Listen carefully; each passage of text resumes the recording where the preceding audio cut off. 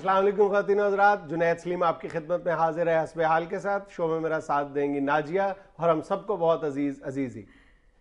आज हस्बे हाल में शामिल है लम्हा फिक्रिया, मुखबरनामा, अदब, पारे और खबरों पर अजीजी साहब का तबसरा। ये अजीजी साहब का तबसरा कहने की क्या जरूरत है, फ्लो में पढ़ती जाओ। तो आपको यार एक तुम्हारा अनाउंसमेंट न किया करो, मैं तुम्हें बता दूं। बाय गॉड, ये तंजिया नहीं थी जी साहब, मैंने दिल की गहराइयों से अनाउंस किया है। फिर आई एम सॉरी।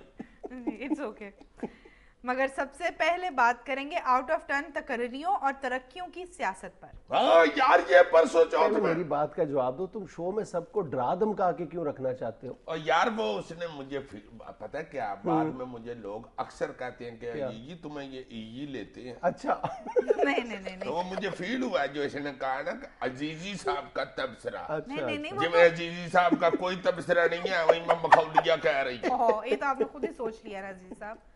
ये यार मैं चलो छोड़ो, तुम्हें अंदाजा नहीं है, लोग तुम्हारे तबसरों को नजम सेठी साहब के तबसरों से ज्यादा संजीदगी से लेते हैं। ये देख लो, अब तुम वो हरकत कर रहे हो जो ये कर रही थी। नहीं मैं सीरियसली। अच्छा चले हम टॉपिक पे बात करते अच्छा हैं ना। क्या कहने क्या लगे थे तुम? यार मैं ये कहने लगा था कि ये परसों चौथ मैंने टीवी ऑन किया तो वो अपना भाई साहब जो है बड़े प्यारे लगे हैं मुझे, जनरल जियाउद्दीन भट्ट साहब। हाँ। यार पा जुनैद, ये जब वाकया हुआ था कि जनरल जियाउद्दीन भट्ट साहब को चीफ लगाया गया, डूड को कहीं थे, कड़ी नहीं थी उस वक्त मेरे पास होती, तो एकदम ऊपर से परवेज मुशर्रफ ने टेंड फूड़ी चका दी साहब की, दौड़ो नस बच जाओ। उस वक्त मैं समझता था कि ये कोई हमें भाई साहब को गलत लगा रहे होंगे तो ऐसे कर दिया जनरल परवेज मुशर्रफ साहब ने, शायद उस वक्त डर के मैं सोच रहा था।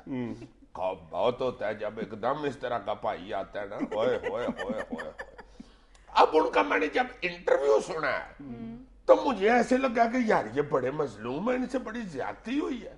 ये क्यों यार ऐसे होता है, ये जो तकर्रियां और तबादले और जो प्रमोशनें होती हैं, ये अपनी पसंद की क्यों करते हैं, क्यों नहीं ये मेरिट पे करते यार? यार तुम पाकिस्तान की पूरी तारीख उठा के देख लो। चलो एक सवाल पूछा, वो जवाब नहीं देगा, मेरी तबीयत खराब है, मैं कहाँ तारीख उठा के फिरता हमारा।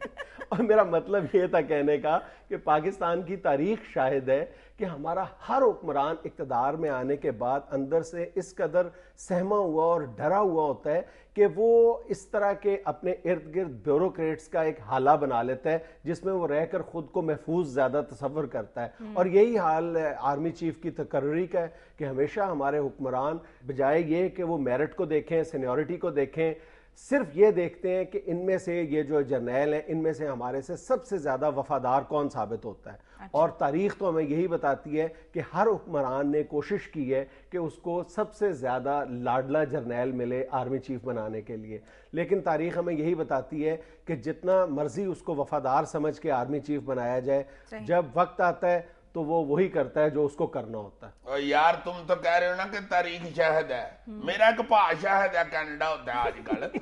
ये जब आया ना परवेज मुशर्रफ तो उसने मुझे कहा कि लो जी इसकी शामत आ गई है भाई की। जब लगाया परवेज मुशर्रफ को नवाज शरीफ ने, अच्छा। कहता होता ही ये है, जो पसंद का लगाता है वो बाद में उसको फैंटी लगाता है। लेकिन इस सिलसिले का आगाज जनरल मुशर्रफ से नहीं होता। मेरा ख्याल है कि ये कहानी शुरू होती है भुट्टो साहब के दौर। भुट्टो मरहूम ने इक़्तिदार में आते ही सबसे पहले जनरल टिक्के खान को लाने के लिए जनरल गुल हसन को फारिग किया था। सही। और जनरल गुल हसन की फरागत भी बड़ी दिलचस्प थी। तुमने उनका वाकया सुना हुआ है, जनरल गुल हसन को किस तरह उन्होंने फारिग किया? नहीं, मैं इतना पुराना नहीं नहीं, हुआ ये था कि जब फारिग करना था जनरल गुल हसन को तो भुट्टो साहब ने उन्हें खाने पे बुलाया और खाने में गुलाम मुस्तफा खर साहब और मुमताज भुट्टो साहब भी थे।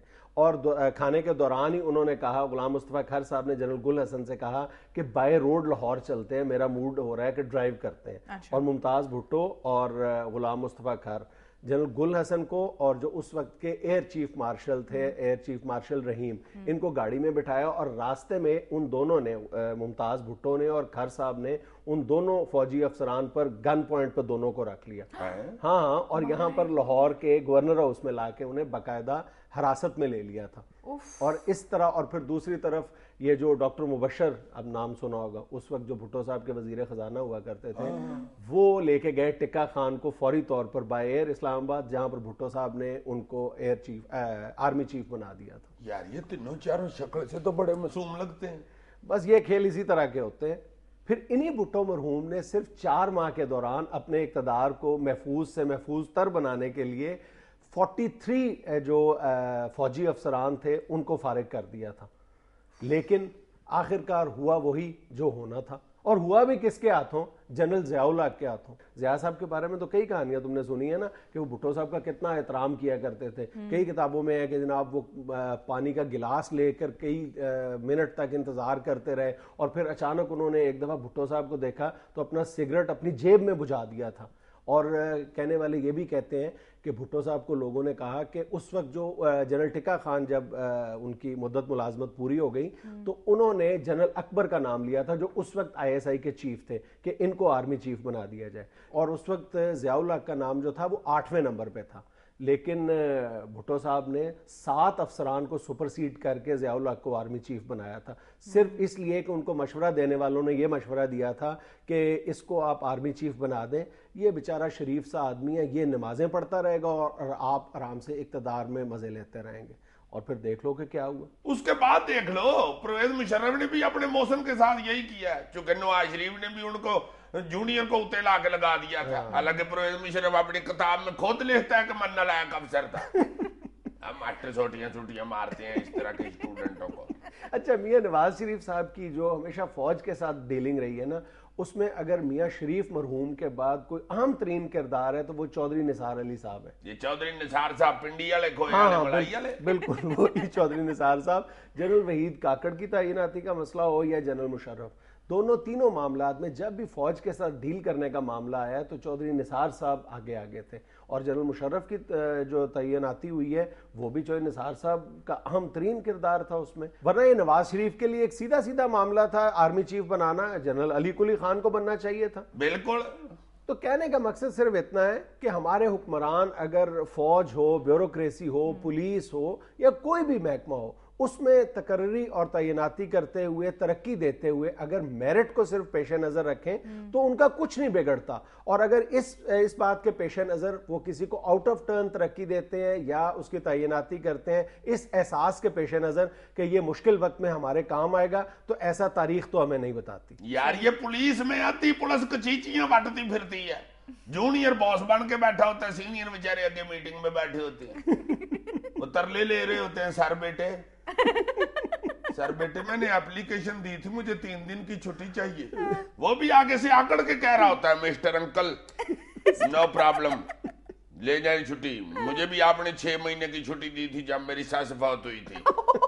हालांकि सास के मरने पे मैं अंदरों बड़ा खुश था, मैंने उतो छुट्टी ली थी। उसके फौत होने के बाद ही तो 3 मरबे मेरे नाम लगे। वो इन हुक्मरानों के पास में हो तो ये तो अपनी जमीनों के मजारे ला के बड़ी बड़ी सीटों पे बैठा दे।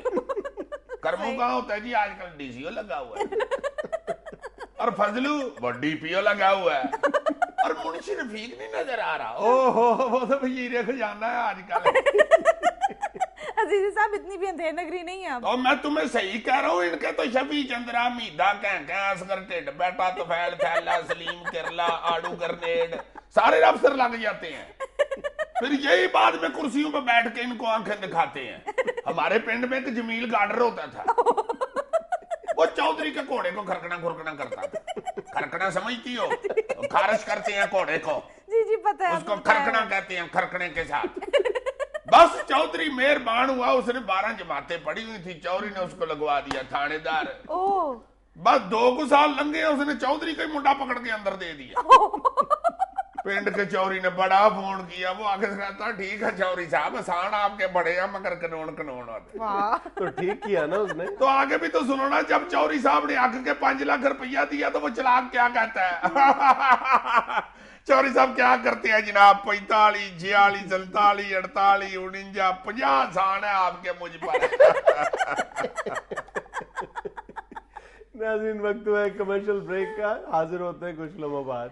ब्रेक के बाद 51, 52, 53, 54, 55, 56, 100 तक गिनती जाती है जनाब।